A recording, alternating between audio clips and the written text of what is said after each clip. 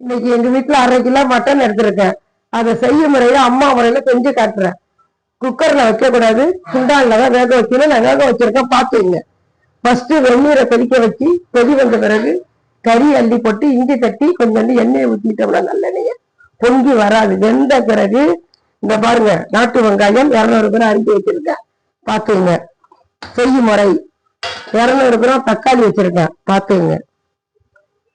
கலந்த மிளகாத்தூள், இது குழம்பு வைக்கிற மிளகாத்தூள், மல்லி, மிளகாய், மிளகு, ஜீரகம், மஞ்சள் போட்டு அரைச்ச தூள், தேவையான அளவு தூள். இது தனியாத்தூள், நெல்லித்தூள்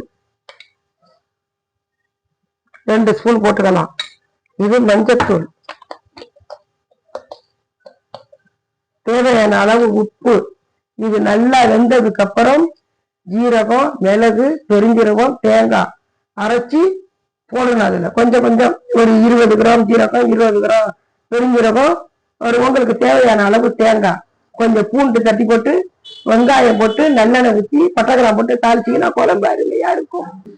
தேங்காய் போடுறோம், உங்களுக்கு தேவையான அளவு தேங்காய் போட்டுக்கலாம், எங்களுக்கா நீங்க போட வேண்டாம்.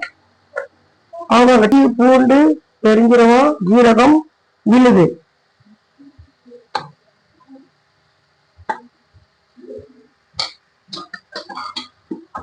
நன்றாக கிண்டிக்கவும்.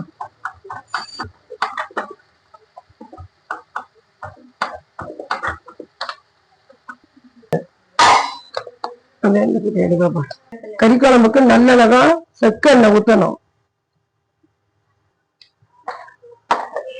இலை, புதினா, தாளிக்க.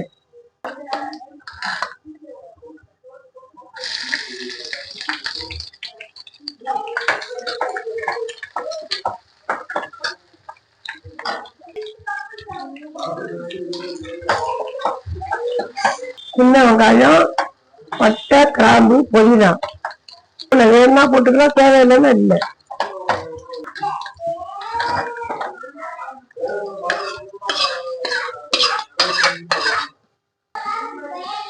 டேஸ்ட் பார்க்கதான் குழம்பு. சப்ஸ்கிரைப் பண்ணுங்க, லைக் பண்ணுங்க, எங்களுக்கு ஆதரவு கொடுங்க. நாங்க யூடியூப் சேனல் வச்சிருக்கோம். இந்த குழம்பை நீங்களும் செஞ்சு பார்த்துட்டு எங்களுக்கு கமெண்ட்ல போடுங்க, நாங்க பார்த்து